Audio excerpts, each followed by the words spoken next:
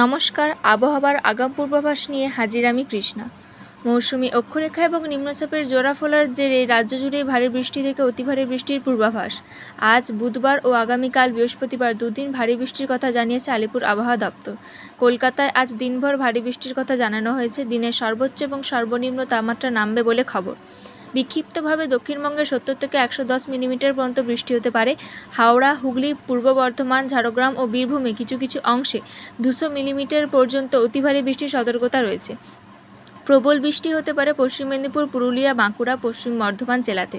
বৃহস্পতিবারও পশ্চিম মেদিনীপুর, ঝাড়গ্রাম, পুরুলিয়া, বাঁকুড়া, পূর্ব ও পশ্চিম বর্ধমান, বীরভূম, মুর্শিদাবাদ জেলাতে ভারী বৃষ্টির সতর্কতা জারি করা হয়েছে।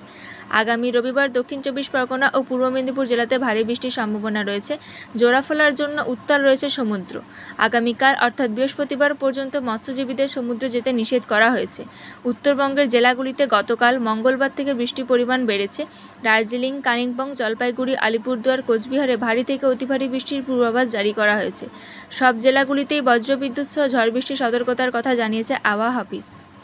অসম এবং দক্ষিণ পশ্চিম বাংলাদেশে দুটি ঘূর্ণাবর্ত এই মুহূর্তে অবস্থান করছে। দক্ষিণ পশ্চিম বাংলাদেশ ও গাঙ্গেয় পশ্চিমবঙ্গের উপর নিম্নচাপ তৈরি হয়েছে, যেটি ক্রমশ পশ্চিম ও উত্তর পশ্চিম দিকে এগোচ্ছে বলে খবর। আবহাওয়ার সব খবর পেতে বিবি নিউজের পর্দায় নজর রাখুন।